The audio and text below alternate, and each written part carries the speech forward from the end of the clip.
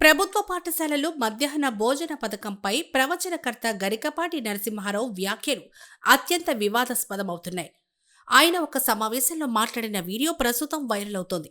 అయితే గరికపాటి మాట్లాడిన వ్యాఖ్యలేంటంటే, బడుల్లో మధ్యాహ్న భోజనం ముఖ్యమైంది, చదువు మధ్యాహ్నం మిథ్య అయిపోయింది, చదువు ఎవడికి అక్కర్లే, భోజనంలో గుడ్లెట్టారా, గాడిద గుడ్డెట్టారా, అన్నం తినేవాడికి కోడిగుడ్డు పెట్టడమేంటండి, బుద్ధుందా లేదా అని అంటూ, చదివితే చదువుకోమను, లేకపోతే వెళ్ళిపోమని చెప్పండి, కోడిగుడ్డు కోసం వస్తావా నువ్వు, పైగా ఈ గుడ్లు లెక్క రాయాలి మాస్టర్లు, వాళ్ళ కర్మ కాలిపోయి, చదువు చెప్పక్కర్లే, ఎన్ని గుడ్లెళ్ళాయి, ఎన్ని గుడ్లు మిగిలాయి, ఎన్ని గుడ్లు మధ్యలో పేలాయి, ఎన్ని గుడ్లు ఈ మాస్టర్ తినేశాడు, ఇంకా వీడు చదువెందుకు చెప్తాడండి, అసలు పిల్లలకి భోజనం పెట్టడం ఏంటండి, వాళ్ళ భోజనాలు వాళ్ళే తెచ్చుకోవాలి, లేదా మానేమనండి అని అంటూ, ఏంటి పిల్లలకు భోజనం పెట్టి పుస్తకాలిచ్చి యూనిఫామ్ ఇచ్చి ఇన్నిస్తే వాడు చదువుకుంటాడా, శోభనం పెళ్లి కొడుకుల మంచం ఎక్కి కూర్చుంటాడు, ఎందుకు చదువుతాడండి వాడు అని గరికపాటి నరసింహారావు అన్నట్లుగా ఆ వీడియోలో ఉంది. అయితే గరికపాటి ఎక్కడ మాట్లాడారు అనేది ఈ వీడియోలో లేదు.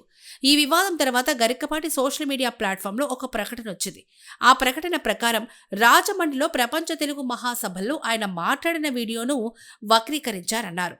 అయితే వీడియో మాత్రం ముంబై తెలుగు సమితి వారి సమావేశంలో మాట్లాడినట్టుగా తెలుస్తోంది.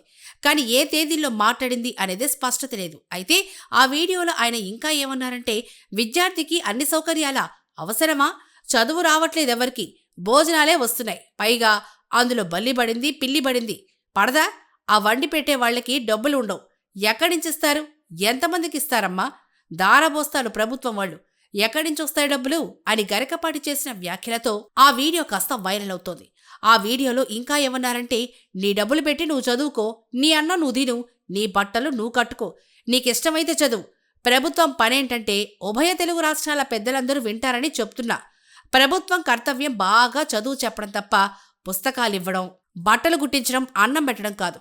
మేం ఖచ్చితంగా చదువు చెప్పిస్తాం, నీ జీవితానికి బాధ్యత వహిస్తాం, నీకు నమ్మకం ఉంటే రా, లేకపోతే ఎల్లిపో, ఈ మాట అనే దమ్ము ఎవడికీ లేదు అని గరికపాటి వ్యాఖ్యానించారు.